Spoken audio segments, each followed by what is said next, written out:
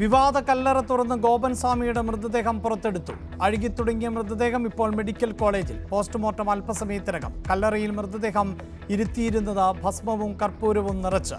കല്ലറ പൊളിക്കാൻ സർവ്വസന്നാഹമൊരുക്കി പോലീസ് എത്തിയത് നേരം വെളുക്കും മുമ്പ്.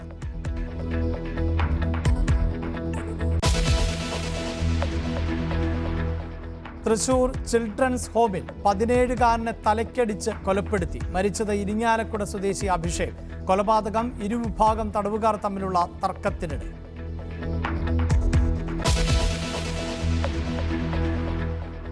ബോളിവുഡ് നടൻ സെയ്ഫ് അലി ഖാന് കുത്തേറ്റു. വീട്ടിൽ അതിക്രമിച്ചു കയറി അക്രമി നിരവധി തവണ കുത്തിയെന്ന് റിപ്പോർട്ട്.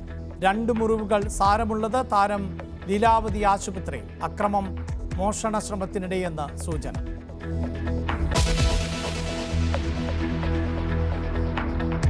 പുൽപ്പള്ളിയെ വിറപ്പിച്ച കടുവ റഡാറിന് പുറത്ത്. ഇന്നലെ മുതൽ കടുവയെ സ്പോട്ട് ചെയ്യാനാകാതെ വനംവകുപ്പ്. തെർമൽ ഡ്രോൺ നിരീക്ഷണം നടത്തിയിട്ടും ഫലമില്ല. ഇന്നും ദൗത്യം തുടരും.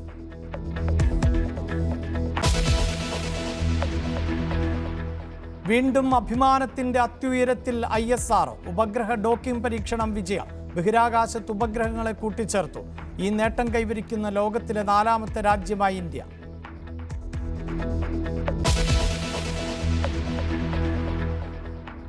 ഗാസയിൽ 42 ദിവസത്തെ വെടിനിർത്തൽ ഞായറാഴ്ച മുതൽ. 15 മാസത്തിന് ശേഷം ഗാസയ്ക്ക് ആശ്വാസം. ആഹ്ലാദ പ്രകടനം നടത്തി പലസ്തീൻ ജനത. കരാർ അന്തിമമാക്കുന്നതിന് തൊട്ടുമുമ്പും ആക്രമണം നടത്തി ഇസ്രായേൽ. 24 മണിക്കൂറിനിടെ 62 മരണം.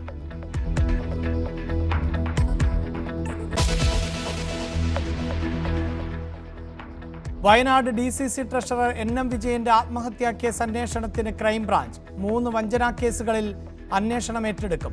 IC ബാലകൃഷ്ണൻ MLA അടക്കമുള്ളവരുടെ ജാമ്യ ഹർജിയിൽ വാദം തുടരുന്നു.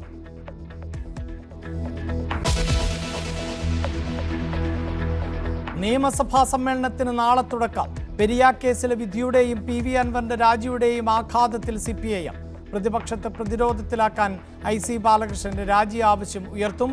വിവാദത്തിന് ഇട നൽകാതെ നയപ്രഖ്യാപനത്തിൽ ഒപ്പിട്ട് ഗവർണർ അലേക്കർ.